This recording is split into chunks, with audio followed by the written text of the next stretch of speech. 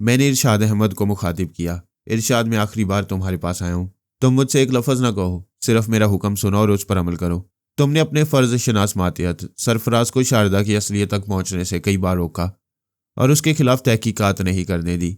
तुम मौजूदा ओहदे के काबिल नहीं हो। सुबह अपना इस्तीफ़ा पेश कर दो, मैं तुम्हारे हुक्म पर अमल करूँगा। अपने लिए अभी एक लफ्ज़ नहीं कहूँगा, मगर प्लीज़ शारदा पर रहम करो। तुम नहीं जानते, शारदा 8 बरस के एक बेटे की माँ है। वो बेटे को मजबूरन हिंदुस्तान में छोड़कर आई थी। मैंने तुम्हारी महबूबा को नहीं, एक माँ को मुआफ़ किया है। खुदा हाफिज़। मैं उसके दिमाग से चला आया। रॉजर हुड डोमेस्टिक फ़्लाइट से रात ही को कराची चला गया था, फिर दूसरी सुबह वाशिंगटन के लिए रवाना हो गया।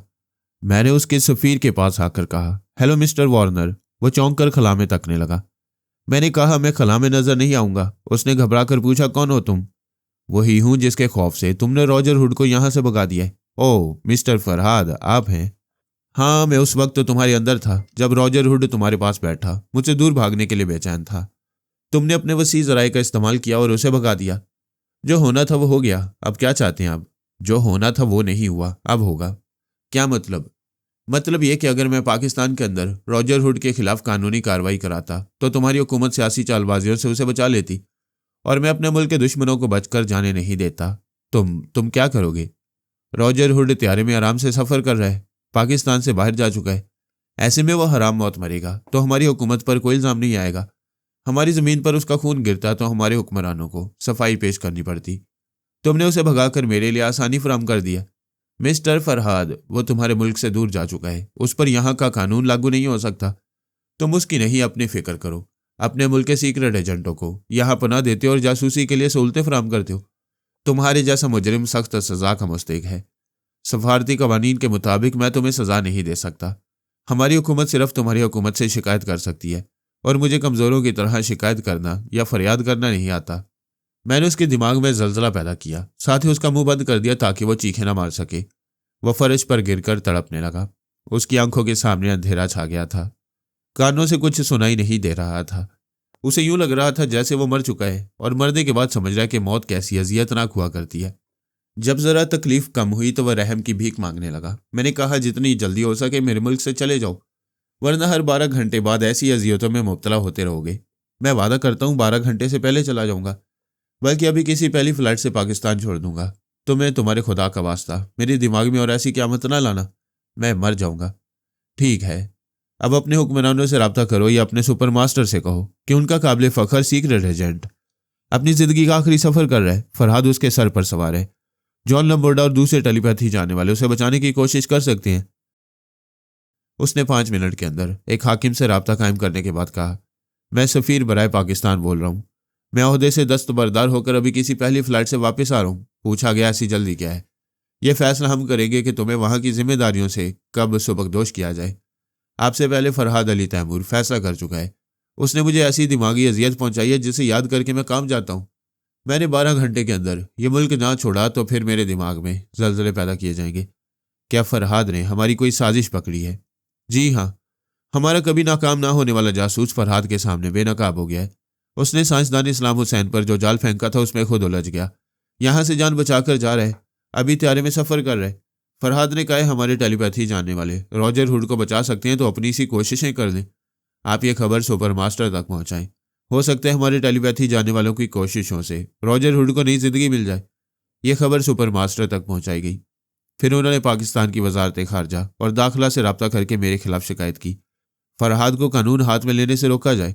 वह हमारे एक engineer John ready Roger hood को पाकिस्तान में हलाक करना चाहता था। वह जान बचाकर तुम्हारे मुल्क से बाहर निकल आया है। अब फरहाद को उसका पीछा छोड़ देना चाहिए।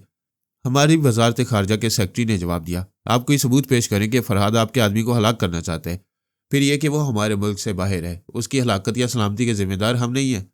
वो हमारे सफ़ीर को भी दिमागी अजियतों में मुब्तला कर रहे हैं। जवाब दिया गया, हम सफ़ीर मोहतरम का तिब्बी मुआयना कराएंगे। ये सच हुआ तो फरहाद को इस हरकत से बाज रहने के लिए कहा जाएगा। तिब्बी मुआयना से तो सफ़ीर नॉर्मल साबित होगा। जब वो नॉर्मल होगा, कोई दिमागी तकलीफ नहीं होगी, तो फिर फरहाद को कैसे इल्ज़ाम दिया जा सकेगा कि आप हम जैसी सुपर पावर से सिफारती ताल्लुकात बिगाड़ना चाहते हैं? हरगिज़ नहीं। इंजीनियर जॉन रेड्डी ने हमारे साइंसदान से चंद अहम राज हासिल करने की कोशिश की है। एक शरीफ ज़ादी को बेलिबास किया। इसके बावजूद हमने आपसे शिकायत नहीं की क्योंकि हम सफारती ताल्लुकात बहाल रखना चाहते हैं। उसने जो ज़्यादती की उसकी तलाफ़ी हम करेंगे। उसकी सलामती के लिए बड़ी से बड़ी रकम अदा करेंगे। यह रिश्वत नहीं होगी, कुफ्फारा होगा। जवाब दिया गया। फरहाद अली तैमूर पाकिस्तान की हदूद में हमारे मशवरों पर अमल करता है। जो मामलात हमारी सरहद से बाहर हों उनसे वो निमटने के लिए खुद मुख्तार होता है। वो बहस करते रहे, लेकिन यह तस्लीम करना पड़ा कि जो वारदात सरहद से बाहर हो रही है उसके लिए पाकिस्तानी हुक्मरानों पर दबाव नहीं डाला जा सकता, और यह भी साबित नहीं हो सकता था कि सफ़ीर को दिमागी अजाब में मुब्तला किया जाता है। मैंने कहा, मिस्टर वार्नर, हो सकता है तुम पर तनवीमी अमल करके मेरा रास्ता रोक दिया जाए। ऐसी सूरत में तुम्हारे बीवी बच्चे मेरे निशाना बनेंगे। वो दोनों कानों को पकड़ते हुए बोला, चाहे जान चली जाए या मुझे अमेरिका का सदर बना दिया जाए, तब भी मैं पाकिस्तान में नहीं रहूंगा। मैं रॉजर हुड के दिमाग में आ गया। वहां जॉन लंबोर्डा उसे बोल रहा था, तुमने पाकिस्तान छोड़कर बहुत बड़ी गलती की है। अगर वहां रहते तो हमारी हुकूमत तुम्हें किसी तरह का नुकसान न पहुंचने देती। फरहाद ने निहायत चालाकी से तुम्हें भागने का मौका दिया और तुम भाग आए। क्या यहां मेरे लिए खतरा है? मौत तुम्हारे सर पर सवार है। पता नहीं इस वक्त फरहाद यहां मौजूद है या नहीं, लेकिन वो इस खोपड़ी में जगह बना चुका है। फॉर गॉड सेक मिस्टर लंबोर्डा, उसे यहां ना आने दो। तुम भी टेलीपैथी के मास्टर हो, उसका रास्ता रोक दो। एक ही रास्ता था कि तुम पर तनवीमी अमल करके तुम्हारे दिमाग को लॉक किया जाए, तो फिर करो। फरहाद तनवीमी अमल को नाकाम बना देगा। हो सकता है वो अभी मौजूद ना हो। मैंने एक फूंक मारी। वो घबरा कर बोला, ये फूंक मारने की आवाज़ कैसी है? ये सूरह इसराफील है, जॉन लंबोर्डा ने कहा। तुम्हें यकीन करना चाहिए कि वो मौजूद है। मौजूद है तो मैं उससे इल्तिजा करता हूँ कि वो मुझसे और तुमसे बोले। मेरी जान बख्शने के लिए वो जो चाहता है हम उसका मुतालबा पूरा करेंगे। उसे जवाब नहीं मिला। जॉन लंबोर्डा ने कहा, मिस्टर फरहाद, आप मौजूद हैं या आपका कोई साथी है? जो भी है, मैं उससे सुलह और समझौते की दरख्वास्त करता हूँ। मैंने जवाब नहीं दिया। ये लोग उसी से मसलहतन दोस्ती करते हैं जो उन पर सवासेर होती है, वरना छोटे बड़े मुल्कों को सुपर पावर बनकर अपने कदमों में रखते हैं। वो दोनों बार बार मुझे मुखातिब कर रहे थे और मैं वाहमा बन रहा था। कभी वो सोचते थे मैं हूं, कभी खुद को झूठी तसल्ली देते थे मैं नहीं हूं। रॉजर हुड ने कहा, वो नहीं है, जॉन लंबोर्डा ने कहा। तुम ख्याल ख्वानी करने वालों के हथकंडों को नहीं जानते हो। मैं भी अक्सर ऐसे हथकंडे आजमाता रहता हूँ। यह जाहिर करता हूँ कि नहीं हूँ, लेकिन मौजूद रहकर उसकी हरकतें देखता रहता हूँ। मिस्टर लंबोर्डा, तुम मुझे खौफजदा कर रहे हो। मैं ख्याल खोने की तकनीक बता रहा हूँ, जहन्नुम में जाए तकनीक। मेरी सलामती की कोई सूरत निकालो।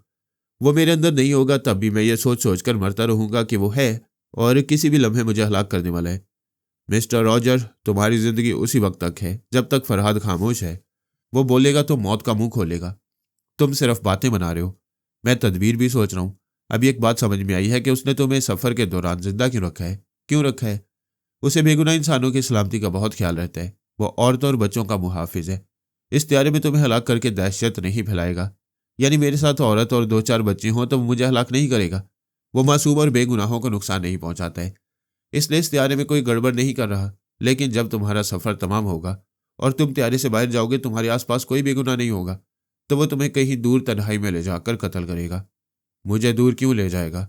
मेरे कत्ल से दूसरों को नुकसान कैसे पहुंच सकता है? वो जानता है तुम्हारे पास एक रिवॉल्वर है। वो तुम्हें रिवॉल्वर इस्तेमाल नहीं करने देगा, लेकिन वह हथियार तुम्हारी जेब से निकलवा कर आसपास के लोगों पर फायरिंग करा सकते हैं। ये बातें मैं तुम्हारे जरिए फरहाद को सुना रहा हूँ। अगर वो सही मानव इंसान है तो वो रॉजर को हलाक करने से पहले दूसरों को बेवक्त और बेमौत मरने से बचाए। मैं खामोश रहा। जवाब में कुछ बोलना ज़रूरी नहीं है। मैंने हमेशा कोशिश की है कि मेरी इंतकामी कार्रवाई के वक्त कोई बेगुनाह मारा ना जाए। इस वक्त भी मैं रॉजर हुड को दूसरे मुसाफिरों के तोफैल जिंदा रहने की मोहलत दे रहा था। मैंने सलमान को बुलाकर उसे रॉजर के दिमाग में पहुंचाया, फिर कहा, इसके पास मुसलसल रहना ज़रूरी नहीं। ये 6 घंटे के बाद न्यूयॉर्क पहुंचेगा। इसके दिमाग में आते जाते रहो। अगर ये सफ़र के दौरान सोना चाहे और कोई इस पर तनवीमी अमल करना चाहे तो उस अमल को नाकाम बना देना या मुझे बुला देना। मैं सिर्फ 4 घंटे अपनी नींद पूरी करना चाहता हूँ। मैं उसे सलमान के हवाले करके अपनी जगह हाजिर हो गया। यहाँ पेशावर में भी कुछ अहम मसाइल थे। मैं टेलीपैथी जाने वाली वान रास्का को बेनकाब करना चाहता था और वह एक रूसी लड़की फरमोना अंद्रोव के जरिए मेरी मौजूदा रिहाइशगाह का पता मालूम करना चाहता था, ताकि रेस्ट हाउस की तरह यहाँ भी मुझे घेर कर कत्ल करने की कोशिश कर सके। ईमान रास्का ने सोचा होगा कि मैं फरमोना नामी किसी हसीना का जिक्र सुनकर उसके होटल के कमरे में या उसके दिमाग में पहुंचना चाहूँगा। इस तरह वो मेरी मसरूफियात पर नजर रखते हुए किराए के कातलों को मुझ पर मुसल्लत कर देगा। लेकिन उसे मायूसी हो रही होगी।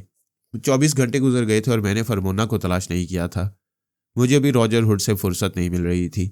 जब फुर्सत मिली तो नींद पूरी करना ज़रूरी हो गया था। मैं आराम से 4 घंटे तक सोता रहा, फिर बेदार होकर गुसल किया, पेट की आग बुझाई। इसके बाद सलमान को मुखातिब किया। उसने कहा, दुश्मन ख्याल खोनी करने वालों ने आपकी गैर मौजूदगी में 2 बार रॉजर हुड पर अमल करना चाहा, लेकिन मैंने उसके दिमाग को लॉक करने नहीं दिया। शुक्रिया सलमान, अब तुम आराम करो। मैं रॉजर के पास आ गया। इस दौरान उसने त्यारे में सफ़र करने वाले एक मियाँ बीवी और उनके बच्चों से दोस्ती कर ली थी। जॉन लबोर्डा उसे कह रहा था, फिक्र न करो, मेरे टेलीपैथी जानने वाले मातियों ने एक और फैमिली के दिमागों में जगह बनाई है। वो फैमिली यहाँ से न्यूयॉर्क तक तुम्हारे साथ रहेगी, तुम्हें तनहा नहीं छोड़ा जाएगा। वह बोला, मुझे कुछ इत्मीनान हो रहा है। मैं सोच के जरिए फरहाद से कहता रहूँगा कि वो मेरे साथ रहने वाले बच्चों और औरतों की सलामती का ख्याल रखे। मैंने उसकी सोच में कहा, मगर मैं टॉयलेट में तो अकेला रहूँगा। वो घबरा कर बोला, मिस्टर लबोर्डा, ये तो हमने सोचा ही नहीं था कि मुझे टॉयलेट के अंदर तनहा जाना होगा।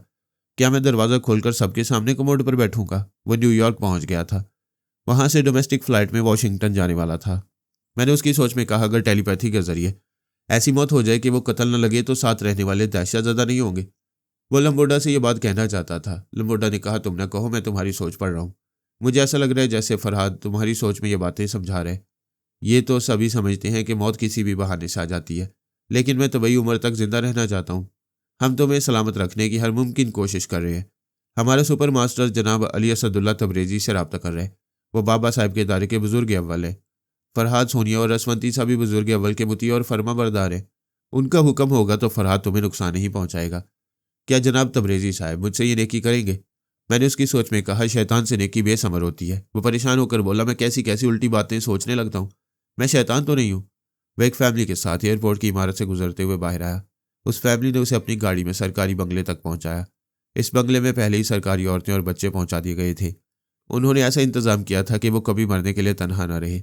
अब इस मसले पर गौर किया जा रहा था कि वो औरतें और बच्चे उसके साथ टॉयलेट में कैसे रहेंगे। मैं उसे फैमिली के सामने बड़े सुकून से मौत की नींद में सुला सकता था। कोई धमाका या हंगामा न होता, कोई दहशतज़दा ना रहता। लेकिन मैंने भी तय कर लिया था कि रॉजर जब तक जिंदा रहे अपनी सलामती के इंतजाम करते करते मरता रहे। फैमिली के एक खातून ने कहा, रॉजर, आईने में अपना हुलिया देखो, तुम्हें शेव करना चाहिए। उसने आईने में देखा, शेव बड़ा हुआ था। मौत के खौफ से चेहरा जर्द पड़ गया था, यूं लग रहा था बरसों का बीमार है। उसने अटैची को खोलकर शेविंग का सामान निकाला। मैंने उसकी सोच में कहा, एक दानिशवर ने कहा है, हजाम से कभी दुश्मनी ना करो, उसका उस्तरा तुम्हारे अलग के करीब रहता है। वह शेविंग स्टिक में 2 धारी ब्लेड लगा रहा था। उसके हाथ से ब्लेड छूट गया। परेशान होकर सोचने लगा, मैं अपने हाथ से शेव कर रहा हूं, मैं खुद हजाम बनाऊं। मेरा ब्लेड मेरे हलक के करीब रहेगा। फरहाद किसी लम्हे भी मेरा हाथ बहका सकता है। मेरा ब्लेड मेरे ही हलक के आर पार कर सकता है। वो एकदम शेविंग का सामान फेंक कर चीखने लगा, मेरा क्या बनेगा?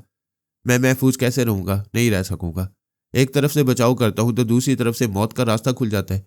उसकी चीखों पुकार सुनकर औरतें और बच्चे सहम कर दूर हो गए। वो जॉन लंबोर्डा को पुकार रहा था, कहाँ हो लंबोर्डा? क्या मेरी 22 बरस की खिदमत की यह सिला है कि मेरी हुकूमत और मेरी ख्याल ख्वानी करने वाले एक शख्स से मुझे तहफ़्फ़ुज़ नहीं दे सकते? कहाँ हो लंबोर्डा, जवाब दो। खातून ने पूछा, रॉजर, क्यों चीख रहे हो? बच्चे सहम गए हैं। हमें डर लग रहा है। हम सब यूं खौफजदा रहेंगे तो फरहाद सोचेगा तुम खुद ही हमारे दिलों को धड़का रहे हो, तो फिर तुम्हें मार ही डाला जाए। उसके अंदर लंबोर्डा ने कहा, खातून दुरुस्त कह रही है। तुम इसीलिए अब तक जिंदा हो कि औरतें और बच्चे सुकून से हैं। इनका सुकून बर्बाद करोगे तो वह फौरन ही तुम्हारी सांसों की सप्लाई बंद कर देगा। वह पाँव पटकता और झुंझलाकर इधर से उधर जाता हुआ बोला, मैं शेव भी नहीं कर सकता। क्यों नहीं कर सकते? क्योंकि ब्लेड मेरे हलक के करीब से गुजरता रहेगा। तुम कभी मेरे पास रहते हो और कभी चले जाते हो। वह ब्लेड से मेरी सांसों की नाली काट सकते हैं। ओह गॉड, मैंने तो ये सोचा ही नहीं था। तुम्हारी हिफाजत करना नामुमकिन होता जा रहा है। तुम मेरी हिफाजत करने वाली ये कह रहे हो कि मैं महफूज नहीं रहूंगा। जब तुम्हारा इरादा कमजोर है तो मेरी हिफाजत कैसे करोगे? तुम मौत के खौफ से चिड़चिड़े और बदमजाज होते जा रहे हो। ये तो सोचो कि तुम्हारी मौत के हजारों रास्ते हैं, फिर भी तुम जिंदा और जिंदा रहोगे। अकल से काम लोगे तो इसी तरह सांस लेते रहोगे। अकल से किस तरह काम लूं? फरहाद तुम्हें किसी हथियार से हलाक नहीं करना चाहता। ऐसा वो अब तक आसानी से कर चुका होता। वो तुम्हें दहशत से मारना चाहता है और तुम दहशतज़दा रहकर उसका मकसद पूरा कर रहे हो। कैसी बातें करते हो? वह मौत की तरह चुपचाप आता है। मौत यकीनी नजर आती है तो क्या आदमी ऐसे में खौफजदा नहीं होगा? उसकी बात खत्म होते एक 10 बरस का लड़का कमरे से दौड़ता हुआ आया। उसने दोनों हाथों से एक रिवॉल्वर को पकड़ रखा था। रॉजर के सामने आते उसने रुककर कहा, खबरदार। रॉजर हुड कई मुल्कों में कामयाबी से जासूसी करने वाला मौत को देखते ही चीख पड़ा। लड़के ने ट्रैगर को दबाया। ठाई की आवाज के साथ एक रबड़ बुलेट उसकी पेशानी से आकर चिपक गया। वो आखिरी चीख मारकर कुर्सी समेत पीछे उलटकर फर्श पर गिरा, फिर चारों शाने चित हो गया। हारने वाला पहलवान चित होकर आइंदा लड़ने के लिए उठ खड़ा होता है, लेकिन मौत से पटखनी खाने वाला हमेशा के लिए चित रह जाता है। चित रहकर ही कफन पहनता है, चित रहकर ही ताबूत में लेटता है और क़यामत तक चित रहने के लिए कब्र में पड़ा रहता है। मैं रिवॉल्वर वाले लड़के के दिमाग में आ गया, वो नकली हथियार था। उससे जोरदार आवाज के साथ रबड़ की गोली निकलती थी और सामने वाली दीवार या किसी टारगेट पर जाकर चिपक जाती थी। वह रॉजर हुड की पेशानी से जाकर चिपक गई थी। उसने यही समझा फरहाद ने बच्चे के जरिए असली रिवॉल्वर से गोली चलाई है। मौत ऐसे भी आती है। बाज मुजरिम फांसी के फंदे तक पहुंचने से पहले ही दहशत से मर जाते हैं। उसका भी किस्सा तमाम हो गया। फरमोना आंद्रोफ रूसी नहीं थी, बल्गारिया के शहर वर्ना से आई थी। उसका दादा जोसेफ आंद्रोफ रूस से हिजरत करके वर्ना में आकर अपने कुंबे के साथ आबाद हो गया था। फरमोना ने कभी रूस की जमीन पर कदम नहीं रखा था। इसके बावजूद दादा के हवाले से रूसी थी। फरमोना का बाप यूहन्ना आंद्रोफ तिजारत के सिलसिले में इस्तांबुल जाया करता था। वहां मौलाना रूमी की याद में एक ईमान अफरोज दरसगाह तामीर की गई है। यूहन्ना आंद्रोफ इस दरसगाह में हाजिरी देते देते मुसलमान हो गया। वह अपने चचा और भाई के साथ इस्तांबुल आया था। चचा पूछता था, क्या तेरा दिमाग फिर रहा है? उस मुसलमान आलिम की दरसगाह में क्यों जाता है? वह जवाब देता, अंकल शलोम, मैं नहीं जानता। पहली बार उधर कैसे कुशां चला गया था। तब से मुझे वहां ऐसा रूहानी सुकून मिलता है जिसे मैं लफ्जों में बयान नहीं कर सकता। यह सिलसिला कई बरस तक चलता रहा। अंकल शलोम ने तमाम कुंबे और बरादरी में कह दिया था कि यूहन्ना हाथ से निकला जा रहा है। वर्ना के मजहबी पेशवा अलमनाद ने यूहन्ना को बुलाकर नसीहत की, तो रहत आसमानी किताब है, उसे पढ़ो और अपने दीन मूसा को समझो। हमारा दीन मुकम्मल है। यूहन्ना ने कहा, मैं तमाम आसमानी किताबों पर ईमान रखता हूं। आपने एक वाज में फरमाया था, आखिरी बात इतनी ठोस और मुदल्लल हो कि उसके बाद कोई बात कहने को ना रह जाए। बेशक मैंने कहा था। फिर आप तस्लीम कर लें कि आखिरी किताब कुरान मजीद इतनी ठोस और मुदल्लल है कि इसके बाद कोई और बात कहने के लिए कोई और किताब दुनिया में नहीं आई। उन्होंने सख्त लहजे में पूछा, क्या तुम अपने मजहबी पेशवा से, क्या तुम मुझसे मजहबी बहस करोगे? नहीं, मैं नाचीज हूं, आपसे इल्मी और मजहबी बहस नहीं कर सकूंगा। दरसगाह हजरत रूमी में यह दरस दिया गया है कि अगर तुम आलिम नहीं हो तो बहस न करो। कलाम पाक की सिर्फ एक आयत दोहराओ कि तुम्हारा दीन तुम्हारे साथ और हमारा दीन हमारे साथ। ये कहते ही वो सर झुकाकर इबादतगाह से बाहर आ गया। अलमनाद ने ऐलान करा दिया कि यूहन्ना का समाजी बाइकआउट किया जाए। उसे समझाया जाए कि वह अपने दीन की तरफ लौट आए और जब लौट आए तो उसे मुआफ करके गले लगा लो। वह चचा शलूम और एक भाई के साथ तजारत के लिए इस्तांबुल जाया करता था। माल की खरीद व फरोख्त के बाद भाई और चचा शलूम सराय में आराम करते और वह दरसगाह में हाजिरी देने जाया करता। इस बार वो वापस आया तो इस्लाम कबूल कर चुका था। उसने चचा और भाई को मिठाई पेश की। उन्होंने कबूल की। फिर खाते हुए पूछा, किस खुशी में है ये मिठाई? मालूम होता है ताजिर सलाहुद्दीन से कोई बड़ा सौदा हो गया। हाँ, मैं आखिरत का सौदा करके आया हूँ। यह आखिरत का सौदा क्या होता है? असल बात कहो। तुमने दाम बढ़ा कर दिए इसलिए तुम्हें माल की एजेंसी बल्गारिया के लिए मिल गई है। अगर तुम दाम ना बढ़ाते तो वह एजेंसी मुझे मिल जाती। मैं कह चुका हूँ, मैंने दुनियावी नहीं आखिरत का सौदा किया है। मुझे एजेंसी और मालो दौलत का लालच नहीं है। मैं यहूदियत को तर्क करके इस्लाम कबूल कर चुका हूँ। क्या बकवास करते हो? भाई गुस्से से खड़ा हो गया था। अंकल शलूम ने पूछा, यूहन्ना तुम सच कह रहे हो? वो बोला, यूहन्ना को अरबी में याहिया कहते हैं। आज से मेरा नाम मोहम्मद याहिया आंद्रोफ है। याहिया के मायनी है जीता है, और मैं आज से नई जिंदगी जी रहा हूँ। चचा शलूम ने गुस्से से कहा, तुम खुदगर्ज और मौका परस्त हो। तुमने एक मुसलमान ताजिर सलाहुद्दीन से लाखों डॉलर की एजेंसी हासिल करने के लिए इस्लाम कबूल करके उसे खुश किया है। आपका ये इल्ज़ाम गलत है। मैं जब से आया हूँ आप ताजिर सलाहुद्दीन का जिक्र कर रहे हैं, जबकि मैंने उसका माल उठाने से इनकार कर दिया है। उससे बेहतर नॉर्मन जिराल्ड का माल है। आपकी इत्तला क्लियर्स है, मैंने बल्गारिया के लिए नॉर्मन के माल की एजेंसी ली है।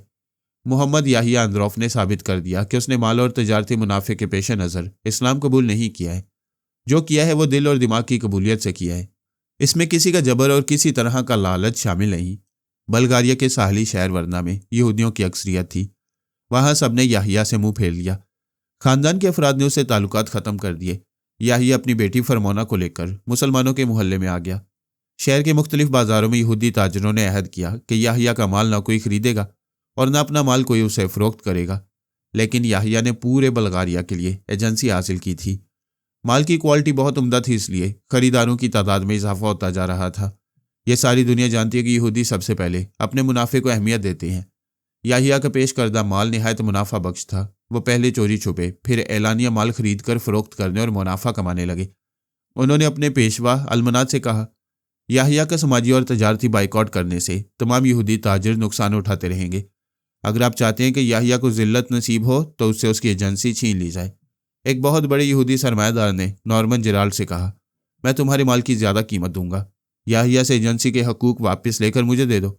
नॉर्मन ने कहा, यहाँ मेरे माल की कीमत ज़्यादा दोगे और वहाँ बाजार में इसी माल की कीमत बढ़ाओगे खरीदारों पर बोझ डालोगे तो मेरे माल की सप्लाई और खपत में कमी होगी। फिर यह कि कारोबारी मामलात में मुझे याहिया से कोई शिकायत नहीं। उसने पूछा, ऐसी क्या सूरत हो सकती है कि यह एजेंसी हमें मिल जाए? एक ही सूरत है कि याहिया हमारा माल उठाने से इनकार कर दे। वहां से नाकामी हुई। मुखालफिन ने सर जोड़कर सोचा, याहिया इस कदर मुनाफा बख्श माल उठाने से इनकार नहीं करेगा। हाँ, अगर उसे मौत आ जाए तो वह एजेंसी उनके हाथ आ जाएगी। 1 हफ्ते के अंदर ही याहिया को किसी ने कत्ल कर दिया। फरमाना ने रोते और बैन करते हुए कहा, मेरे पापा को कारोबारी दावत के नतीजे में कत्ल किया गया है। मैं कातिल को जिंदा नहीं छोड़ूंगी। उसे कत्ल करूंगी या कत्ल कराऊंगी। बाप की तदफीन के बाद अंकल शलोम ने आकर बेटी से कहा, बेटी फरमोना, तुम्हारे बाप की जिंदगी में हमें उससे शिकायत थी, अब नहीं रही। वो मुसलमान था, मगर तुम हमारे खून के रिश्ते से, कौम के रिश्ते से यहूदी हो। हमारे साथ चलो। आपको यह सुनकर खुशी नहीं होगी कि मुसलमान बाप की औलाद आज खुद मुसलमान हो जाती है। मेरे पापा ने मुझे कलमा तौहीद पढ़ाया था। पढ़ाने वाला मर गया, कलमा जिंदा है और जो ता क़यामत जिंदा रहने वाला है, उसे आप मेरे अंदर नहीं मार सकेंगे। तुम्हारी मर्जी है। मैं तो ये सोचकर साथ ले जा रहा था कि तुम्हारे बाप के कातिल को तलाश करूंगा। मैं नहीं जा रही हूं तो क्या आप उसे तलाश नहीं करेंगे? किस रिश्ते से तलाश करूं? उस मुसलमान से कोई रिश्ता नहीं था। तुम भी यहूदियत से इनकार कर रही हो कि आप इंसानियत के रिश्ते से कातिल को सजा नहीं दिला सकते। तुम सजा दिलाने की बात कर रही हो, मैं तो उसे इनाम दूंगा। उसने एक मुसलमान को कत्ल करके हमारी कौम पर एहसान किया है। वो जाने लगा। फरमोना ने कहा, मेरे बाप के कातिल को इनाम देने वाले, आज से मैं तुम्हें कातिल का शरीक समझूंगी। कभी यह साबित हो जाए कि तुम कत्ल की साजिश में शरीक थे तो तुम्हारी मौत मेरे ही हाथ होगी। वह चला गया। फरमोना ने पुलिस अफसर की रिहाइशगाह में आकर उससे मुलाकात की। वो 40 बरस का कमारा था। शादी की जरूरत नहीं समझता था। जरूरत होती तो किसी न किसी की मजबूरियों से खेल लिया करता। अब वो फरमोना को कातिल की गिरफ्तारी का झांसा देकर उसके साथ रातें गुजारना चाहता था। फरमोना ने कहा, तुमने मुझे अपने बंगले में आने को कहा तो मैंने सोचा तुम्हें कातिल का सुराग मिल चुका है। मैं बड़ी आस लेकर आई हूं। वो हाथ थाम कर बोला, मैंने भी बड़ी आस लेकर तुम्हें यहां बुलाया है। ताली दोनों हाथों से बजती है। तुम मेरे सीने से लगकर कलेजे को ठंड पहुंचाती रहो। मैं तुम्हारे बाप के कातिल को जल्द अज जल्द तलाश करके अदालत में पहुंचा दूंगा। वह हाथ छुड़ाकर बोली, हमारे दरमियान फासला रहना चाहिए और मुझे ये मालूम होना चाहिए कि फासला रहेगा और मैं तुम्हारे हाथ नहीं आऊंगी तो क्या कातिल भी तुम्हारे हाथ नहीं आएगा? हर इंसान की अपनी अपनी ज़रूरत है। तुम्हें कातिल की ज़रूरत है और मुझे तुम्हारी, और फ़र्ज़ की अदायगी कोई चीज़ नहीं है। हम एक दूसरे से राज़ी रहे तो कानूनी फ़राइज़ भी अदा होते रहेंगे। अगर मैं राज़ी न हुई और वह कातिल तुम्हारी नज़रों में आ जाए तो क्या करोगे? मैं कातिल को सिर्फ नज़रों में रखूंगा। यूं समझो कि वो मेरी नज़रों में आ चुका है। तुम मान जाओगी तो उसे हथकड़ी पहना दूंगा। क्या वाकई वो तुम्हारी नज़रों में आ चुका है? मैं कसम खाकर कहता हूं कि कातिल मेरी मुट्ठी में है। तुम कसम खा रहे हो तो मैं राज़ी हो जाऊंगी, लेकिन मेरे मज़हब में गुनाह की इजाज़त नहीं है। अगर तुम उसे अदालत से सज़ा दिलाओगे तो मैं तुमसे शादी करूंगी। उससे पहले तुम मुझे हाथ नहीं लगाओगे। वह हंसते हुए बोला, पुलिस वाले रिश्वत पहले लेते हैं, क्योंकि काम निकल जाने के बाद कोई पलट कर नहीं पूछता। मैं आज ही बल्कि अभी शादी करूंगी। इस तरह तुम्हें यकीन हो जाना चाहिए कि कानूनी और मजहबी तौर से तुम्हारी हो चुकी हूं। तुम्हें धोखा नहीं दूंगी, लेकिन कातिल को सजाए मौत होने के बाद तुम्हारी ख्वाबगाह में आऊंगी। नहीं मेरी जान, जब शादी तब सुहागरात। इसका मतलब यह है कि तुम मुझे बेवकूफ़ समझते हो और खुद को बहुत अक्लमंद और तजुर्बाकार पुलिस अफसर मानते हो। मैं समझ गई हूँ कातिल तुम्हारी मुट्ठी में नहीं है। अफसर ने मुस्कुराते हुए रिसीवर उठाया, नंबर डाल के फिर राब्ता होने पर कहा, हेलो मैं बोल रहा हूँ। फिर दूसरी तरफ से एक गुफ्तगू सुनकर बोला, तुमने जिसे कत्ल किया था उसकी बेटी मेरे सामने है। ये कहते ही अफसर ने रिसीवर को फरमोना के कान से लगा दिया। दूसरी तरफ से कोई कह रहा था, कमाल करते हो ऑफिसर, फरमोना के सामने मुझे उसके बाप का कातिल कह रहे हो? क्या तुम्हें जो $25,000 दिए गए हैं वो कम है? फरमोना को अपने पास बुलाकर क्या चक्कर चला रहे हो? वो गौर से बोलने वाले की आवाज़ सुन रही थी और याद करने की कोशिश कर रही थी वो आवाज़ कहाँ सुनी है। उसे कुछ याद नहीं आ रहा था, लेकिन उसे यकीन था कि देर से सही उसे याद आ जाएगा। अफसर ने रिसीवर उसके कान से हटाकर अपने कान से लगाते हुए कहा, हाँ क्या कह रहे हो? मैंने सुना नहीं, ध्यान दूसरी तरफ था। हाँ अच्छा, चलो ऐसा है तो ऐसा ही सही, मुझे कमीना कह लो। ये तुम सब जानते हो कि फरमोना कितनी हसीन और पुरकशिश है। उसके लिए कोई भी कमीना बन सकता है। वैसे अपने सरमाएदार बाप और भाई से कहो मुझे और $25,000 अदा करें, मैं फरमोना को टाल दूंगा। उसने 2-4 बातें करने के बाद रिसीवर रख दिया। फिर कहा, तुम मुझे झूठा समझ रही थी और कह रही थी कि कातिल मेरी मुट्ठी में नहीं है। मैंने फ़ोन पर उसकी आवाज़ सुना दी, सबूत पेश कर दिया। अब बोलो मंजूर है। मैं तुम्हारे मुकाबले में बहुत कम उम्र और ना तजुर्बाकार हूँ, लेकिन इतना समझती हूँ कि तुम थाली के बैंगन हो। उधर से मजीद 25,000 मिलेंगे तो मुझे आसानी से टाल दोगे। ये बात अभी तुम्हारी ज़ुबान से निकल चुकी है। वह वापस जाने लगी। अफसर ने पूछा, जा रही हो? बाप के कातिल से इंतकाम नहीं लोगी? उसे तो मैं जिंदा नहीं छोड़ूंगी और उसका साथ देने वाले भी बरतनाक अंजाम को पहुंचेंगे। आज से तुम भी मेरे पापा के कातिलों की फहरिस्त में हो। मैं ये मामला तुम्हारे आला अफसरान के पास ले जाऊंगी। अफसर कह के लगाने लगा। वो घर आकर सोचने लगी। फोन पर बोलने वाला अजनबी था, मगर वो अच्छी याददाश्त की हामिल थी। उसे याद आ रहा था कि एक बार सही कहीं किसी तकरीब में या पब्लिक प्लेस में वो आवाज़ ज़रूर सुनी है। वो बड़ी देर तक सोचती रही। रात को सोते वक्त अचानक उसे पुलिस अफसर की फ़ोन वाली आखिरी गुफ्तगू याद आई। उसने कहा था, अपने सरमाएदार बाप और भाई से कहो मुझे और $25,000 अदा करें। इस आखिरी फिक्रे से जाहिर होता था कि कातिल का बाप सरमाएदार है और उस कातिल का एक भाई है, यानी एक सरमाएदार के 2 बेटे हैं। उनमें से एक ने उसके पापा को कत्ल किया है। इस हद तक इंकिशाफ होने के बाद ये मालूम हो सकता था कि वो सरमाएदार कौन है जिसके 2 बेटे हैं और जिन्हें याहिया के कत्ल से फ़ायदा पहुंच सकता है। उसके शहर वरना में और पूरे बल्गारिया में बेशुमार सरमाएदार थे। वो सबको नज़रअंदाज करके सिर्फ यहूदी सरमाएदारों को भांपना चाहती थी। उसने पहले अपने शहर के यहूदियों को याददाश्त में ताज़ा करना शुरू किया, ऐसे यहूदियों को जो बड़े सरमाएदार थे, जिनके 2 बेटे थे और जो उसके पापा के कत्ल से फ़ायदा उठा रहे थे। ऐसी मालूमात हासिल करने में पता नहीं कितने दिन और महीने लग जाते। वह दूसरे दिन इंस्पेक्टर जनरल के दफ्तर में आई। इंस्पेक्टर जनरल ने उसे अंदर बुलाया। फरमोना ने अपना तारुफ कराया, फिर कहा, आपका एक पुलिस अफसर कातिल से रिश्वत ले चुका है और मजीद $25,000 हासिल करने वाला है। वो कातिल को कभी गिरफ्तार नहीं करेगा। मिस फरमोना, बेहतर है किसी सबूत के बगैर एक अफसर को इल्ज़ाम ना दो।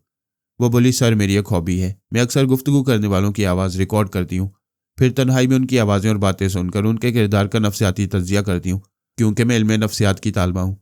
क्या तुमने पुलिस अफसर की बातें रिकॉर्ड की हैं? जी हाँ। मैं इस पर्स में मिनी रिकॉर्डर छुपा कर रखती हूँ, किसी को शुबा नहीं होता और मैं मतलूबा गुफ्तगू रिकॉर्ड कर लेती हूँ। उसने पर्स में से एक रिकॉर्डर निकाल कर उसे ऑन किया, फिर आला अफसर के सामने रख दिया। उसमें से पहले उसके यहूदी अंकल शलोम की गुफ्तगू सुनाई दी। वो ये कहकर गया था कि याहिया के कातिल को इनाम देगा क्योंकि उसने एक मुसलमान को कत्ल किया है। फिर पुलिस अफसर की शुरू से आखिर तक की गुफ्तगू सुनाई दी। इंस्पेक्टर जनरल ने रिकॉर्डर को ऑफ करने के बाद कहा, तुमने ये तरीका इख्तियार करके कानून के हाथ मजबूत किए हैं, कातिल की निशानदेही भी की है। वो पुलिस अफसर भी सजा से नहीं बचेगा।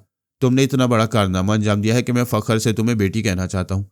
फरमोना की आंखें भीग गईं। वो बोली, ये मेरे लिए फ़ख्र की बात है, क्योंकि खुशकिस्मती है कि पापा के बाद मुझे बाप की कमी महसूस नहीं होगी।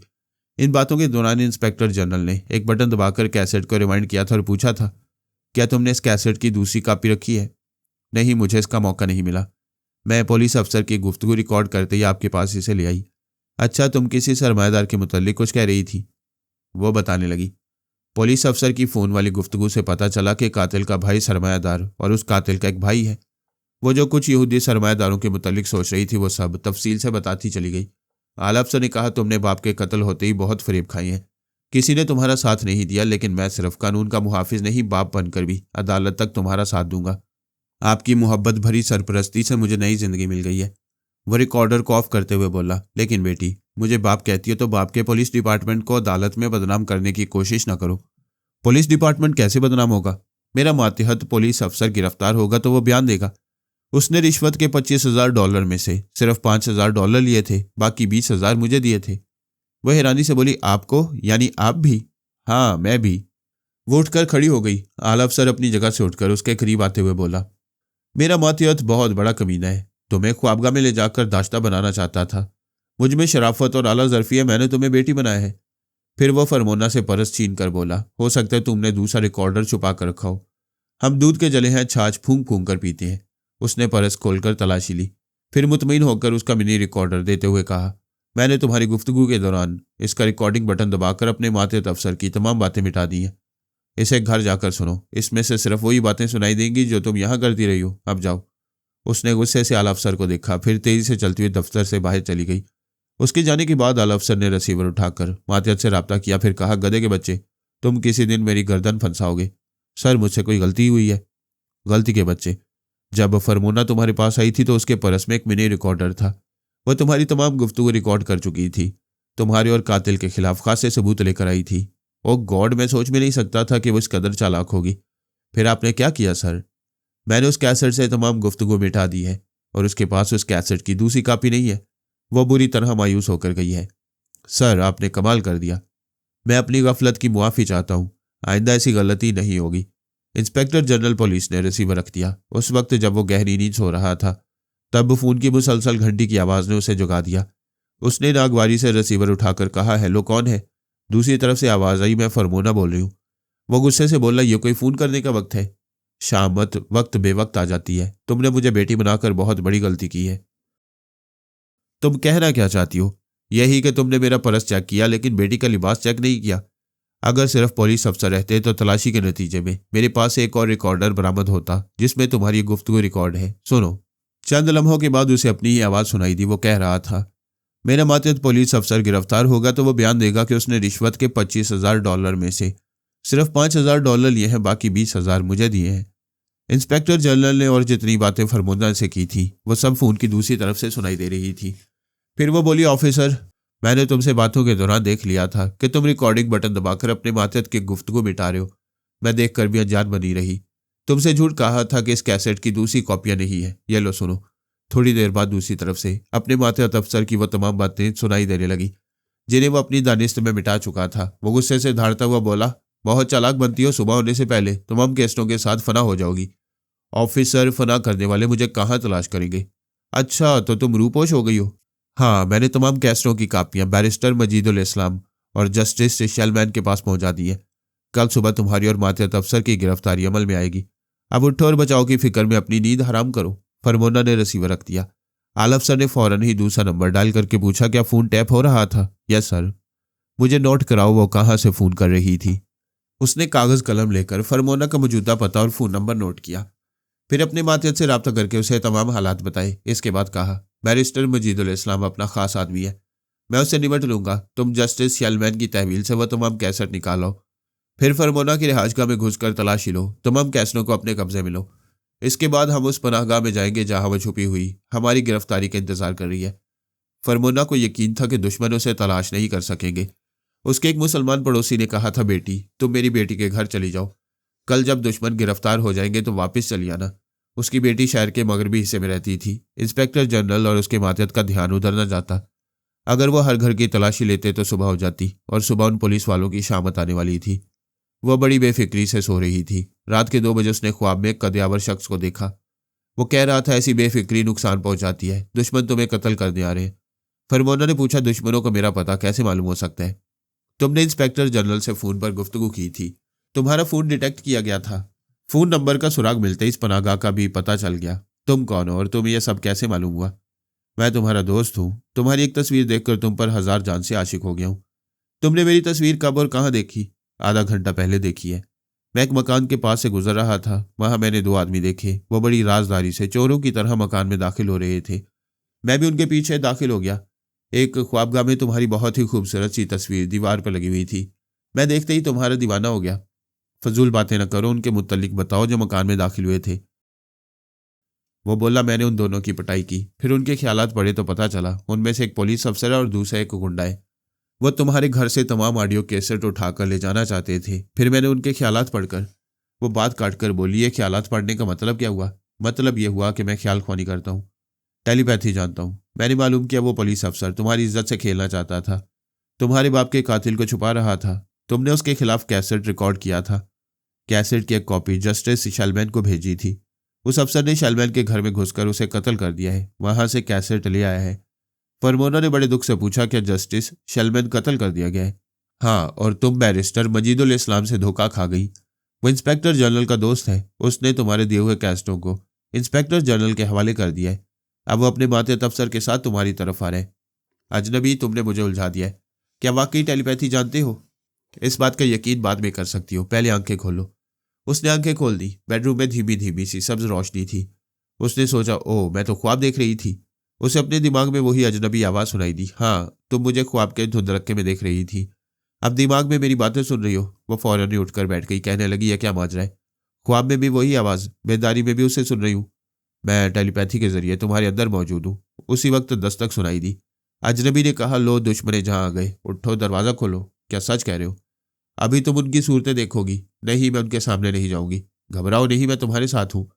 शायद तुम्हारी मेज़बान सहेली का शौहर दरवाज़ा खोल रहा है, मैं अभी आता हूँ। मकान का दरवाज़ा खुलते ही इंस्पेक्टर जनरल अपने मातहत के साथ बेचारे मेज़बान को धक्का देते हुए अंदर आया। फिर गरज कर बोला, तुमने फरमोना को कहाँ छुपा रखा है? उसे बाहर निकालो। मातहत अफसर ने कहा, याद रखो, पिछले दरवाजे पर भी हमारा एक मुसल्ला आदमी मौजूद है। फरमोना इधर से भागना चाहेगी तो उसे गोली मार दी जाएगी। फिर उसने मेज़बान को रिवॉल्वर के निशाने पर रखते हुए कहा, फरमोना को बाहर लाओ वरना हम तुम्हें खत्म कर देंगे। वो सामने आकर बोली, मेरे मेजबान को छोड़ दो। इंस्पेक्टर जनरल ने उसे देखकर कहा, तुमने बड़ी तेजी दिखाई थी, हमें जेल भेजने में कोई कसर नहीं छोड़ी थी, मगर हम पुलिस वाले हैं, खतरनाक मुजरिमों की खाल उतार कर उनके जूते बनाकर पहनते हैं, और तुम हमसे चालाकी दिखा रही थी।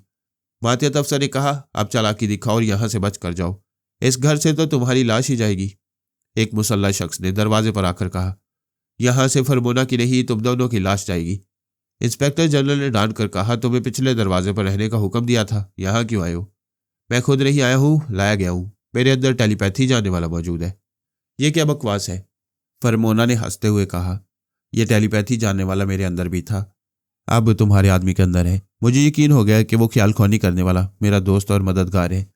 ये तुम्हारा दोस्त नहीं, हमारा मातियत है। मुसल्ला मातियत ने इंस्पेक्टर जनरल का निशाना लेते हुए कहा, मैं सिर्फ फरमोना का दोस्त हूं और इसका सबूत ये है। उसने फायर किया। इंस्पेक्टर जनरल चीखा और अपना जख्मी बाजू पकड़ते हुए पीछे गया। उसके मातियत अफसर ने पूछा, ये तुमने क्या किया? इससे जाहिर होता है कि किसी ने तुम्हारे दिमाग पर कब्जा किया है, तुम हमारे लिए खतरा बन गए हो। उसने मुसल्ला शख्स को गोली मार दी। उसकी मौत पर फरमोना घबरा गई कि उसका दोस्त टेलीपैथी जाने वाला मर गया। वो बोली, जालमो, ये तुमने क्या किया? मेरे एक मजबूत सहारे को खत्म कर दिया। एक सेहतमंद और कद्यावर शख्स ने कमरे में दाखिल होते हुए कहा, इनके बाप भी मुझे नहीं मार सकते, मैं जिंदा हूं।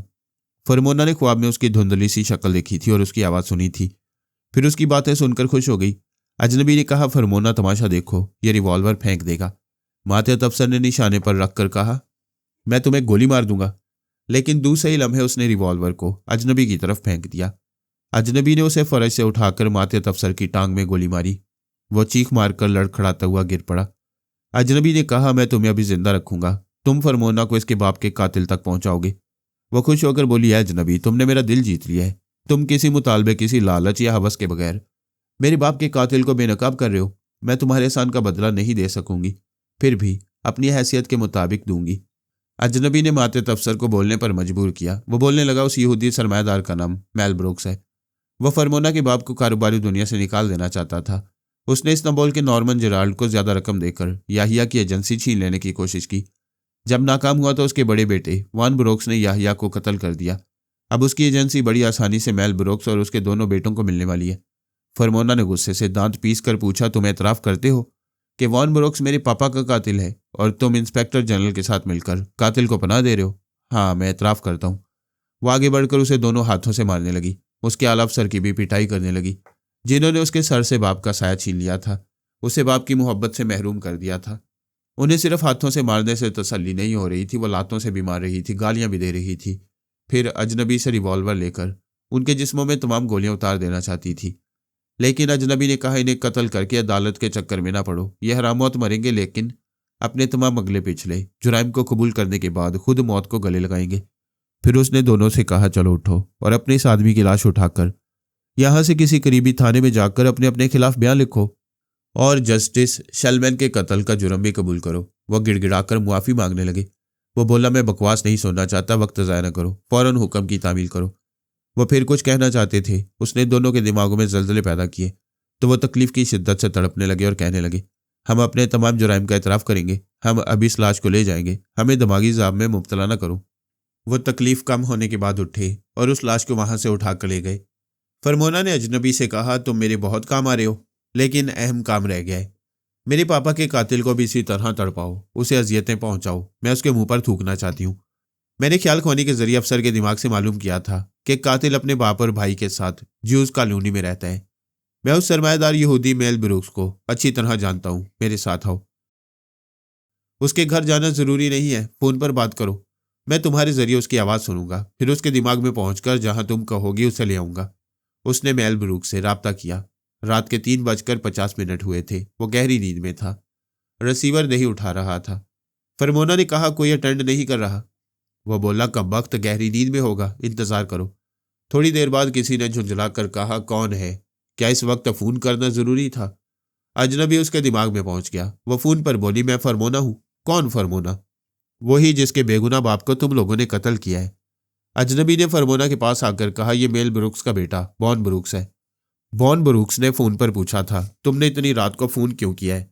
क्या तुम कोई नफ्सियाती हरबा इस्तेमाल कर रही हो? क्या ये सोच रहे हो कि मैं गहरी नींद से चौंक कर इकबाल जुर्म कर लूंगा, जबकि मैंने कोई जुर्म नहीं किया है? वो बोली, तुम्हारे भाई वॉन ब्रूक्स ने कत्ल किया है और तुम सब कत्ल की साजिश में शरीक हो। तुम बकवास कर रही हो, सबूत के बगैर कोई यकीन नहीं करेगा। उसने रिसीवर रखना चाहा, अजनबी ने उसे रखने नहीं दिया। फरमोना ने कहा, यह बकवास है, यह हकीकत अभी तुम्हें मालूम हो जाएगा। तुम्हारी खोपड़ी में मौत घुसी हुई है। वैसे ये फोन तुम्हारे बाप का है और बात तुम कर रहे हो, उसे बुलाओ। वो कहना चाहता था मैं तुम्हारे बाप का नौकर नहीं हूं, लेकिन वो अपनी मर्जी से ना बोल सका। उसने कहा, डैडी सी पोर्ट पर हैं, जहाज से माल उतर है।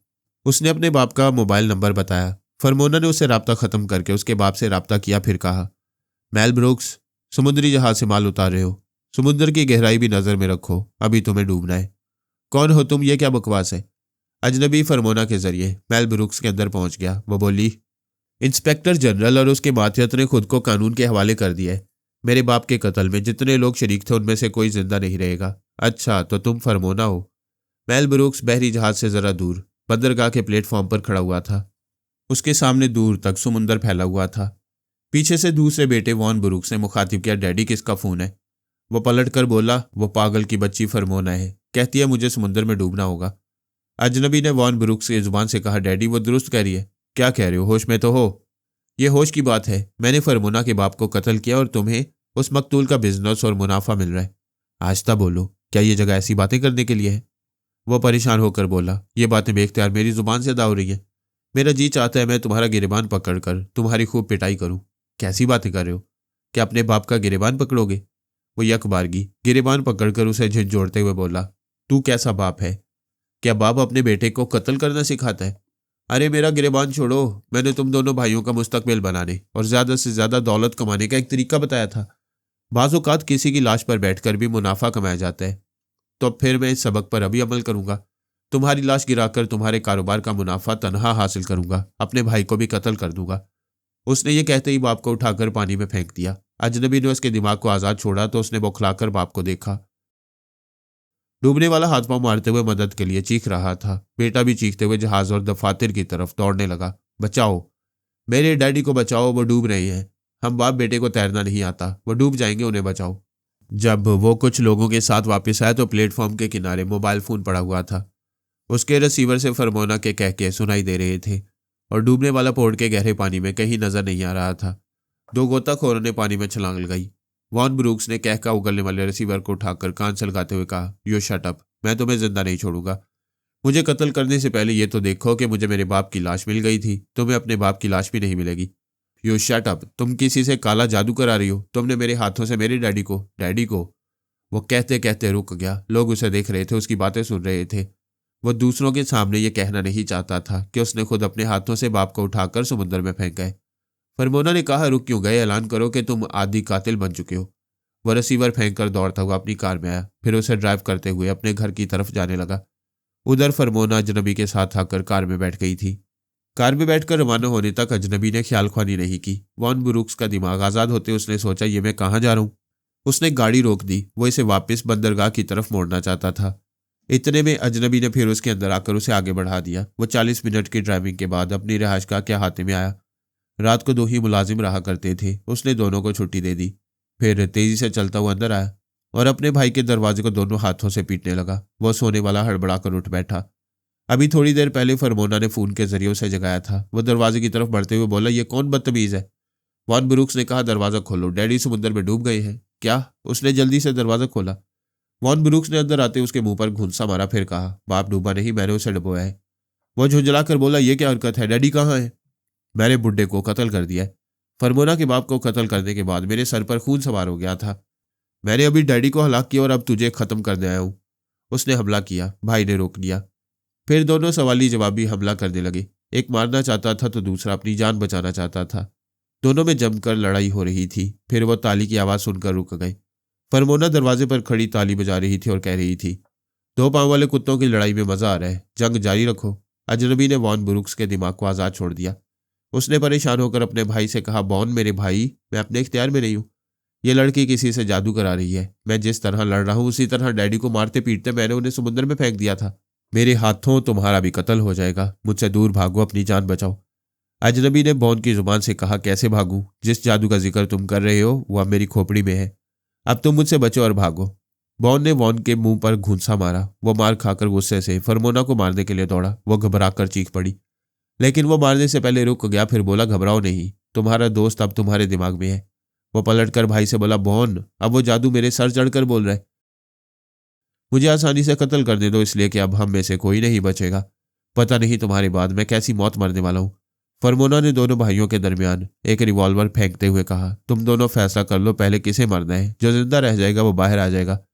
वो जाने लगी। वॉन ने जल्दी से रिवॉल्वर उठाकर फरमोना का निशाना लिया, लेकिन सोचने लगा कि गोली कैसे मारे, रिवॉल्वर कैसे चलाया जाता है। हालांकि वो जानता था, लेकिन अजनबी ने उसकी खोपड़ी घुमा दी थी। अजनबी फरमोना की कार में बैठा टेलीपैथी के जरिए मकान के अंदर यह तमाशे कर रहा था। जब वो मकान से बाहर आकर कार में बैठ गई तो ठाई की आवाज़ अंदर से आई। इसके साथ अगली सीट पर बैठे हुए अजनबी ने कहा, वॉन मर चुका है और तुम्हारे बाप का कातिल वॉन जिंदा रह गया। मैं खुद उसे बुलाकर हलाक करूंगी, उसे सड़क पर ले आओ। वॉन बुरूक से रिवॉल्वर फेंक कर दौड़ता हुआ मकान के बाहर आया, फिर सड़क पर पहुंच गया। फरमोना ने कार स्टार्ट की, फिर तेजी से ड्राइव करती हुई कातिल की तरफ बढ़ने लगी। उसे सड़क के दरमियान से भागकर फुटपाथ पर जाना चाहिए था, और वो चीख भी रहा था कि गाड़ी रोक लो, नहीं तो मैं मर जाऊंगा। ये समझने के बावजूद वो टेलीपैथी के जरिए असर खड़ा रहा। फरमोना ने रफ्तार बढ़ाकर ऐसी जबरदस्त टक्कर मारी कि वो उछलकर फुटपाथ पर गया। उसे सख्त चोटें आई थी। वो तकलीफ से चिल्लाते हुए कह रहा था, छोड़ दो, मुझे माफ कर दो, आइंदा मैं तुम्हारे बाप को कत्ल नहीं करूंगा। वो बाप को तो कत्ल कर चुका था, अब भला कौन से बाप को कत्ल करता। वो बदहवासी में ऐसा कह रहा था। अजनबी फिर टेलीपैथी के जरिए उसे घसीटता हुआ सड़क पर ले आया। फरमोना ने फिर कार स्टार्ट की, गियर बदला, गाड़ी आगे बढ़ने लगी। वह सड़क पर पड़ा हुआ था, दोनों हाथ उठाकर चीख रहा था, नहीं नहीं। कार तेज रफ्तारी से उसे कुचलती हुई गुजर गई, फिर आगे जाकर रुक गई। वहां से दोबारा अपने शिकार की तरफ रुख फेरने लगी। वह लहू से तरबतर हो रहा था। अब उसमें चीखने की भी सक्कत नहीं रही थी, सिर्फ उसके हाथ पांव लरज रहे थे। वो गाड़ी तेजी से दौड़ती हुई आई, फिर ठीक उसके सामने अचानक रुक गई। फरमोना कार का दरवाजा खोलकर आई और बोली, मैं अपने पापा के कातिल को एक ही वक्त में मौत नहीं दूंगी। तुम आधे मर चुके हो, आइंदा भी तुम्हें आधा मारती रहूंगी। जब तुम अस्पताल से मरहम पट्टी कराने के बाद आओगे तो मैं फिर सड़क पर मिलूंगी। यह कहकर उसने गाड़ी को घुमाया। अजनबी ने पूछा, अब क्या इरादा है? सुबह होने वाली है, तुम मेरे घर चलो और इत्मीनान से अपने बारे में बताओ। वो ड्राइव करती हुई घर की तरफ जाने लगी। वह बोला, मेरा इतना तारुफ काफ़ी नहीं है कि मैं तुम्हारा कुछ ना होते हुए भी सब कुछ हूँ। कोई तुम्हारे रास्ते से एक पत्थर नहीं हटा सकता था, मैंने पहाड़ हटा दिया। बेशक तुमने मेरी तमाम मुश्किलें आसान कर दी हैं। अगर तुम मेरे जीवन साथी बन जाओ और मैं तुम्हारी शरीक हयात बन जाऊं तो बेखतर जिंदगी गुजारूंगी। लेकिन तमाम उम्र साथ रहने के लिए एक दूसरे की हिस्ट्री मालूम करना लाजमी है। तुम तो ख्यालात पढ़ लेते हो, मैं सिर्फ पूछ सकती हूँ। पूछ कर धोखा खा सकती हो सकता है कि मैं अपनी असलियत ना बताऊं। तुमसे झूठ बोलकर कोई दूसरा शख्स बनकर तुम्हारे हुस्न शबाब से खेलकर यहां से जा सकता हूं। तुम सब कुछ हो सकते हो, झूठे और फरेबी नहीं हो सकते। मेरी हिफाजत करने वाला, मेरे पापा के कातिलों को सजा देने वाला धोखेबाज नहीं हो सकता। उसने अपनी रहायशगाह के सामने कार रोक दी। वो दोनों कार से उतरकर मकान के अंदर आए। उसने कहा, फरमोना, मुझसे जितने फायदे उठा सकती हो उठाती रहो, लेकिन मेरा नाम और मेरी हकीकत मालूम ना करो। ये कैसी बातें कर रहे हो? तो मेरे सामने अंधेरे में रहो और मैं तुम्हें देखते हुए भी तुम्हारी पैदा की हुई तारीकी में तुम्हारी सूरत ना देख सकूं, और एक अजनबी को अपनी जिंदगी का मालिक व मुख्तार बनाती रहूं। क्या ऐसी जिंदगी कभी किसी ने गुजारी है? वो उसके दोनों बाजू पकड़कर अपने करीब करते हुए बोला, मैं मजबूर हूं, तुम्हें अपनी असलियत नहीं बता सकूंगा। ऐसी क्या मजबूरी है? तुम्हें कैसे बताऊं? आधी दुनिया मेरी दुश्मन है। सुपर पावर कहलाने वाले ममालिक भी मुझे कत्ल करना चाहते हैं। मैं अपना असली चेहरा, असली नाम और अपनी पनाहगाह किसी को नहीं बताता। अपने साय पर भी भरोसा नहीं करता। वो अपने बाजुओं को उसकी गिरफ्त से अलग करते हुए बोली, प्लीज अभी मुझे हाथ न लगाओ, पहले हम शादी करेंगे। मैं किसी एक जगह नहीं रह सकता, कहीं घर नहीं बना सकता, तो फिर शादी कैसे कर सकता हूँ? बीवी और बच्चों को किस तरह दुश्मनों से पोशीदा रखूंगा? कहाँ कहाँ लिए फिरूंगा? तुम्हारी बातों से यूं लगता है जैसे तुम गुनाह करना चाहते हो। मेरी जो मदद की है उसकी कीमत वसूल करके जाना चाहते हो। गुनाह और सवाब की बात ना करो। मेरी दयानतदारी यह है कि मैं कीमत वसूल करके तुमसे मुंह फेर कर नहीं जाऊंगा। जिस्मानी तौर पर दूर रहने के बावजूद दुनिया के आखिरी सिरे पर जाकर भी तुमसे दिमागी राब्ता रखूंगा। तुम्हें जिस मुल्क में, जिस शहर में बुलाऊंगा तुम चली आओगी, यानी मैं आऊंगी और महज तुम्हारी दाश्ता बनी रहूंगी, गुनाह आलूद जिंदगी गुजारती रहूंगी। तुम्हें ऐसी बातें करते हुए शर्म आनी चाहिए। पहली बार ऐसी बातों से शर्म आती है, फिर रफ्ता रफ्ता शर्म ऐसी जाती है कि वापसी का रास्ता भूल जाती है। मैं ऐसी लड़की नहीं हूं। मैं बेहयाई से पहले दिन जान दे सकती हूँ।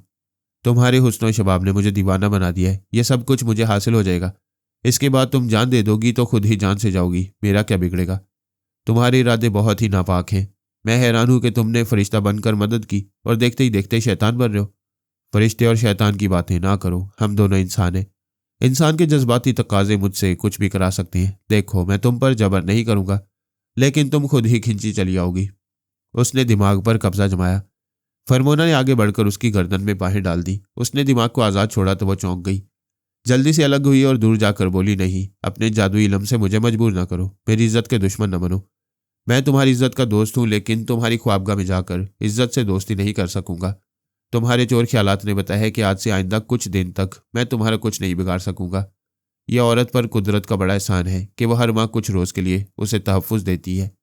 फरमोना हया वाली थी, उसने शर्मा कर मुंह फेर लिया। वो बोला, तुम्हें कुछ दिन तक सोचने समझने की मोहलत मिल गई है।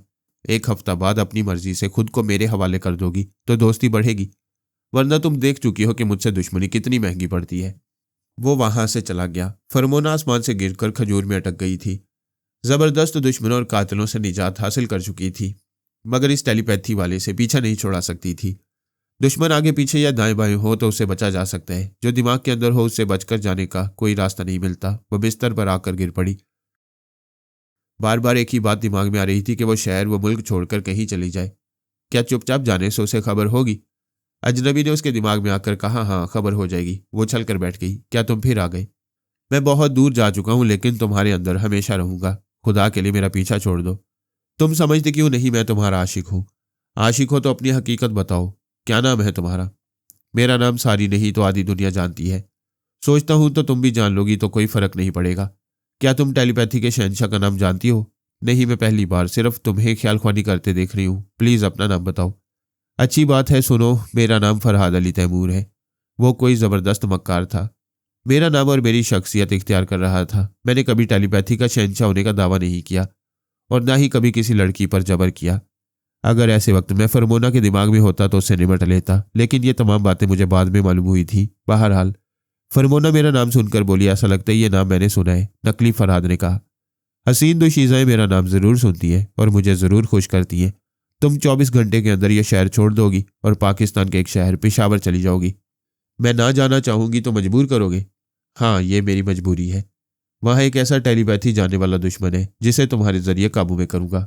कौन है वो टेलीपैथी जानने वाला? उससे क्या दुश्मनी है? मैं उसका दुश्मन था। वो मुझे कत्ल करके पेशावर तक सफर करना चाहता था, लेकिन उसने फरमोना से कहा वो दुश्मन ख्याल ख्वानी करने वाला एक यहूदी है। उन यहूदियों ने तुम्हारे बाप के बाद तुम्हें भी खत्म करने में कोई कसर नहीं छोड़ी थी। तुम्हारा फर्ज है कि उस यहूदी के खिलाफ मेरी मदद करो। मैं कैसे मदद कर सकती हूँ? तुम पेशावर पहुंचोगी तो मैं तुम्हें बता दूंगा। तुमने मेरी बहुत मदद की है, मैं जरूर तुम्हारे काम आऊंगी, लेकिन मेरी एक बात मान लो, 1 हफ्ता बाद मुझसे शादी कर लो। फरहाद को जो खाना होटल में मिल जाता है उसे वो घर में पका कर नहीं खाता। मुझसे शादी की बात ना करो, मैं जा रहा हूं, फिर आऊंगा। वो खला में तकने लगी। मैं उसके दिमाग में आने वाले को फरहाद 2 कहूंगा। वो कमबख्त टूस मजबूर लड़की के साथ कोई चक्कर चलाकर मुझे भी किसी चक्कर में डालना चाहता था। मुझे कत्ल करने के अलावा भी कोई मकसद हो सकता था। इस वक्त तो फरमोना की इज्जत पर बनी हुई थी। 1 हफ्ता बाद वो जिंदा रहती, लेकिन बेहयाई की सूली पर चढ़ा दी जाती। ये सोच सोच कर वो रो रही थी और रो रो कर सोच रही थी, मगर दूर तक राह निजात नजर नहीं आ रही थी। ये बात यकीनी थी कि अली तैमूर का ससुर रॉजर मूस 6 में से एक गोल्डन ब्रेन है, या फिर एक ऐसा अहम राजदार है जो 6 गोल्डन ब्रेन से ज़रूरी राब्ता कायम रखता है, क्योंकि उनसे राब्ता रखने के तमाम खुफिया आलात उसके एक खुफिया कमरे में रखे हुए थे। अली उसके गोल्डन ब्रेन होने की तस्दीक चाहता था और ये मालूम करना चाहता था कि वो अगर गोल्डन ब्रेन नहीं है तो किन लोगों से खुफिया राब्ता रखता है। वो अपने ससुर रॉजर मूस के मकान में था। 2 दिन बाद उसे सरकारी बंगला मिलने वाला था। इसके बाद वो अपनी बीवी पामीला के साथ नए बंगले में चला जाता, लेकिन जाने से पहले अपने ससुर का असली रूप देखना चाहता था। उसने लैला से कहा, अम्मी, एक डिटेक्टिव वाला मेरे पास है। उसे रॉजर मूस के खुफिया कमरे में कहीं छुपा कर रखा जाए तो मैं उसकी तमाम खुफिया गुफ्तगू सुनकर उसकी मसरूफियात और उसकी असलियत के मुतालिक बहुत कुछ मालूम कर सकता हूँ। लैला ने कहा, तुम्हें खुफिया कमरे तक पहुंचने का रास्ता मालूम हो चुका है। तुम वहां जाकर वो जासूसी का आला छुपा सकते हो। मैं रॉजर मूस की अदम मौजूदगी में वहां छुप कर जा सकता हूँ, लेकिन उसकी ख्वाबगाह से लेकर खुफिया कैमरे तक खुफिया कैमरे और माइक लगे हुए हैं। हो सकता है कि मैं वहां जाऊं तो लाइलमी में मेरी तस्वीरें उतर जाएं। उन आलात के जरिए मुझे किसी दूसरी जगह देख लिया जाए। हाँ, एहतियात का तकाजा यही है। तुम्हें खुद वहां नहीं जाना चाहिए। वह दुश्मन ख्याल ख्वानी करने वाली अल्पा तुम्हारी सास को सैरज़दा करके खुफिया कमरे में ले जाया करती है। मैं भी तुम्हारी सास को दिमागी तौर पर गाफिल बनाकर डिटेक्टिव वाला वहां रखवा सकती हूँ। दोनों ने प्लानिंग की। इस प्लानिंग के मुताबिक अली रॉजर मूस के साथ दफ्तर चला गया। ताकि उसकी रहनुमाई में नए शोबे का चार्ज संभाल सके। लैला ने रॉजर मूस की बीवी को टेलीपैथी के जरिए सुलाया, फिर उसे अपनी मामूला बनाकर पहले अली के कमरे में ले गई। अली ने डिटेक्टिव वाला एक जगह छुपा रखा था। मामूला उस आले को उठाकर फिर अपने शौहर के कमरे में आई। वहां से स्टोर रूम में पहुंची। स्टोर रूम की एक पुरानी सी अलमारी को खोलकर उसके आयरन सेफ को भी खोला। वहां बरतानवी पाउंड्स की गड्डियां रखी हुई थी। अलमारी की पिछली दीवार पर एक की होल था। उस की होल में चाबी डालकर घुमाती अलमारी की पिछली दीवार 2 हिस्सों में दरवाजे की तरह खुल गई। दरवाजे के पीछे एक कमरा था। इस कमरे में एक बड़ा सा ट्रांसमीटर, ऑडियो और वीडियो रिकॉर्डर, कंप्यूटर और टीवी वगैरह थे। दीवार पर एक माइक्रोफोन लगा हुआ था। मामूला ने डिटेक्टिव वाले को माइक्रोफोन से मुंसलिक करके उसके पीछे छुपा दिया। फिर वहां से निकलकर स्टोर की अलमारी का दरवाजा बंद करके अलमारी को भी बंद किया। इसके बाद स्टोर रूम में आकर ख्वाबगाह में सो गई। लैला ने आधे घंटे बाद उससे जगाया तो वो नॉर्मल थी। ये नहीं जानती थी कि उसे ट्रैप किया गया था। इस दौरान सुल्ताना अली के दिमाग में रहकर रॉजर मूस की निगरानी करती रही। अगर रॉजर मूस काम छोड़कर दफ्तर से घर जाने का इरादा करता तो वो फौरन उसे खुफिया कमरे से बाहर ले आती, लेकिन ऐसी कोई बात न हुई। सुराग रसानी का ये मरहला आसानी से तय हो गया। लैला ने अली से पूछा, अब बोलो क्या करना है? हमें जल्द से जल्द मालूम होना चाहिए कि उस खुफिया कमरे में किस किस्म की गुफ्तगू होती है। सुल्ताना ने कहा, जब रॉजर मूस उस कमरे में किसी ज़रूरत से जाकर किसी से बातें करेगा तो मालूम होगा। आंटी, रॉजर मूस को वहां जाकर बातें करने पर मजबूर किया जा सकता है। वो कैसे? आप पापा से कहीं वो इसराइली हुकाम और गोल्डन ब्रेन्स को चैलेंज करें, उनसे कोई मसला पैदा कर दें। ऐसी सूरत में तमाम गोल्डन ब्रेन्स एक दूसरे से रब्ता करेंगे। फिर मेरा ससुर रॉजर मूस भी अपने खुफिया कमरे में ज़रूर जाएगा। लैला ने मुझे मुखातिब किया और अली के हालात बताए। मैंने तमाम हालात मालूम करने के बाद एक इसराइली हाकिम से दिमागी रब्ता किया और कहा, हम अक्सर तुम्हारी दुश्मनी के जवाब में तुम्हें सजा देकर पिछली दुश्मनी को नज़रअंदाज कर देती हैं, लेकिन तुम लोग फिर किसी नई दुश्मनी की इब्तदा कर देते हो। वो बोला, हम कोई दुश्मनी नहीं कर रहे हैं, आपको ज़रूर कोई गलत फहमी हुई है। दिमागों में घुसकर हक़ाइक़ मालूम करने वाला कभी गलत फहमी में मुब्तला नहीं होता। अपने गोल्डन ब्रेन से कहो, उनका एक टेलीपैथी जानने वाला मेरे निशाने पर है, वो उसकी ज़िंदगी का सौदा कर सकती हैं। यह सुनते ही इसराइली हुकाम के दरमियान खलबली मच गई। उन्होंने मखसूस सिग्नल के जरिए गोल्डन ब्रेन्स को अहम इजलास के लिए तलब किया। अली तैमूर पामेला के साथ ख्वाबगाह में था। उसका ससुर अपनी बेगम के साथ अपने बेडरूम में था। लैला ने इतला दी कि अल्पा रॉजर मूस की बीवी को टेलीपैथी के जरिए सुला रही है ताकि रॉजर मूस खुफिया कमरे में जा सके। उधर सुल्ताना ने अली की बीवी पामेला को गहरी नींद सुला दिया। अली ने अपने सूटकेस से एक छोटा सा वायरलेस सेट निकाला। उसके हेडफोन को कानों से लगाकर इंतजार करने लगा। सलमान, सुल्ताना, लैला और जोजो अली के दिमाग में थे ताकि मुख्तलिफ बोलने वालों की आवाज़ और लहजों को याददाश्त में महफूज कर सके। थोड़ी देर बाद रॉजर मूस की आवाज़ सुनाई दी। हेलो हेलो मेजर यार्डले, मैं नंबर 1 बोल रहा हूँ। दूसरी तरफ से मेजर यार्डले की आवाज़ सुनाई दी। हेलो नंबर 1, मेजर यार्डले हाजिर है। नंबर 1, रॉजर मूस ने कहा। बकौल फरहाद, हमारे एक टेलीपैथी जानने वाला उसकी नज़रों में आ गया है। अगर ये दुरुस्त है तो हमें उससे समझौता करना होगा। अपने कंप्यूटर और टीवी वगैरह का कनेक्शन वजीर दाखिला के टीवी के साथ मिलाओ। अभी कंप्यूटर के जरिए फरहाद से गुफ्तगू होगी। इसके थोड़ी देर बाद फिर रॉजर मूस की आवाज़ सुनाई दी। हेलो मिस्टर वॉस कोडी, मैं नंबर 1 बोल रहा हूँ।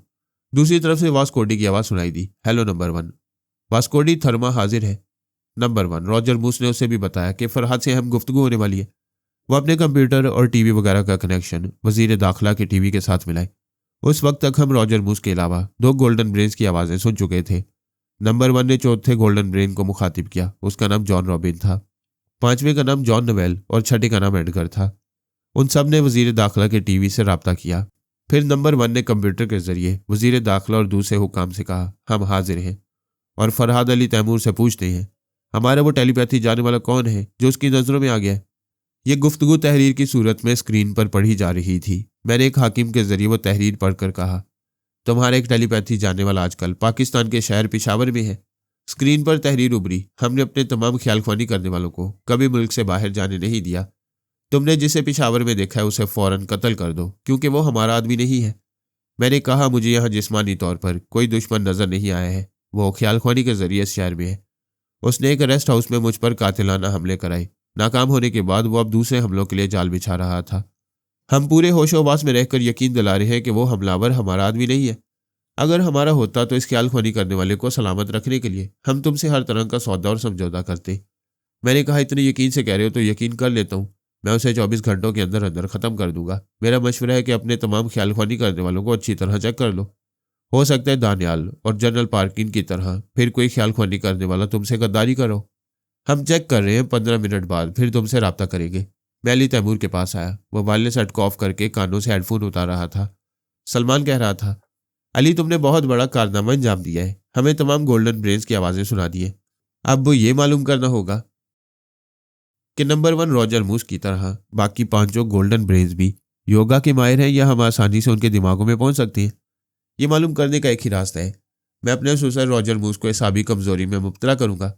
मैंने कहा, तुम सब ने एक गोल्डन ब्रेन की आवाज़ सुनी है, उन सब की आवाज़ों और लहजों को अपने जहनों में नक्श कर लो। अली कोई मुनासिब मौका देखकर नंबर 1 गोल्डन ब्रेन रॉजर मूस के दिमाग को कमज़ोर बनाएगा। चूंकि वो नंबर 1 है, बाकी 5 गोल्डन ब्रेन्स का सरबराह, इसलिए उनके मुतल्लिक जानता होगा कि कौन योगा का माहिर है और कौन नहीं। ये शानदार कामयाबी हमें यकीन दिला रही है कि हम अभी उन सब के दिमागों में पहुंच सकते हैं।